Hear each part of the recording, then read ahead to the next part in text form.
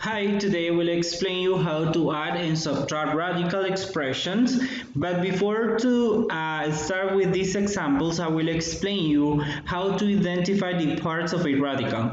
Remember, we have the radical symbol, or it's the radical sign. The expression or the number inside the radical sign we call radicand. We have the coefficient outside, and the number which is in the radical sign we call index. But sometimes when we don't have the index or we don't have any specific number here, means that is the number 2, or it's the square root. Remember, radicand, coefficient, index, and radical sign. It's important to remember the prime factorization.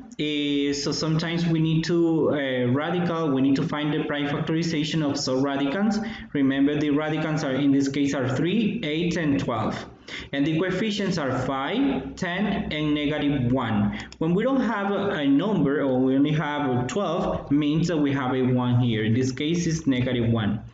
So we are going to start, in this case, we cannot continue simplifying 3, so we just copy. We are going to have 5 square root 3, then plus 10, and we need to find the prime factorization of 8. So in this case, I'm going to do in this space, and we're going to have the prime factorization of 8 is, remember, we divide by 2, which is 4. Then 4 divided by 2 gives us 2, 8 divided by 2 gives us 4, 4 divided by 2 gives us 2, and finally we have 2 divided by 2, which is 1.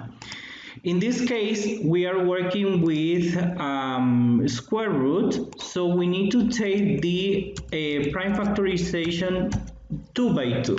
So we copy the 10, which is the coefficient, and then remember, this is a square root, so we are going to take in groups of 2 this, and we are going to have 2 to the second power times 2.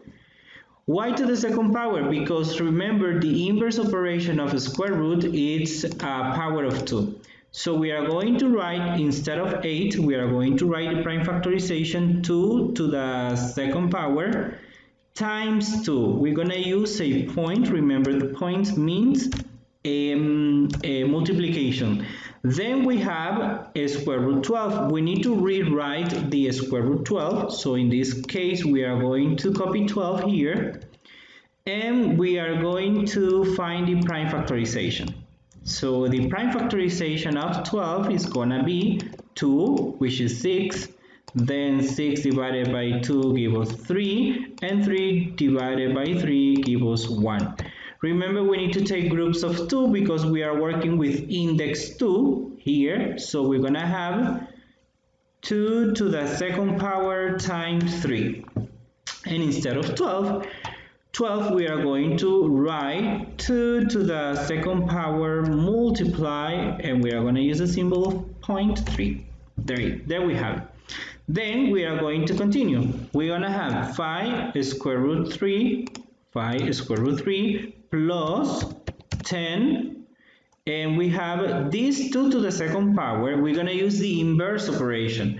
So every time that we have a power of 2, we are going to put a take out as multiplication here. Without the exponent, we only take the base and we move the exponent outside. And the square root 2, and this 2 we keep inside because we don't have to the power of 2, minus, we do the same here, this 2 to the second power we copy outside and we put it square root 3 because it's the only number that we have inside. Then as you can see here, we have two common factors, or two like terms, this and this. So what you have to do is to arrange them. So we are going to arrange them, and we are going to have 5 square root 3 minus 2 square root 3. And the rest of the expression, or let's say 10 times 2, we are going to multiply, and we copy square root 2 here. Then we need to simplify this one because we have like terms, 5 square root 3 and square root 3. So we are going to take 5 minus 2, and only one time you are going to copy a square root 3. So you subtract 5 minus 2, which is 3, square root 3, and the rest of the exercise you only copy because you cannot solve it because are not like terms. So 20 square root 2. So we have here square root 2 and plus 20 square root 2. And this is the answer for all the simplification of this exercise. Remember, it's too important to find the prime factorization of a number and then to substitute. And every time that you have a power of 2, we put it outside. And if you have a before, we have a number or a coefficient, we multiply them. The second example, here we have it. We have 3 square root 45 minus 5 plus 2 square root 2.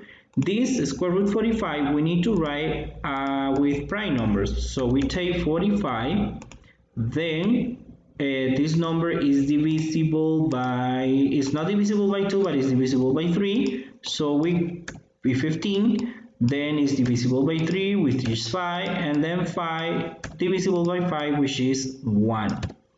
The prime factorization, remember, are square roots, so we are going to take 3 to the second times 5. Remember, we take in groups of 2, these 2, and this 5 will leave alone. The number which is alone, we put it inside the root. So in this case, we are going to have, negative 3, and then we open the root, 3 to the second power, multiply by 5. Multiply by 5. Then we put a negative square root 5. Remember, here we have 1 square root 5 plus, because when we don't have here, it means like 1, plus 2 square root 2. 2 we cannot simplify, so we leave like this. Then equal, and then we have negative 3, and the 3 to the second power, remember the inverse operation, so we put outside, like 3. Square root 5, because it's the only radical that we have inside, minus 1 square root 5 plus 2 square root 2. Then like terms, as you can see here, we have two like terms. Negative 3 times 3 gives us 9 square root 5 minus 1 square root 5 plus 2 square root 2. Then we have here a negative 9 minus 1 gives us negative 10 square root 5 plus 2 square root 2.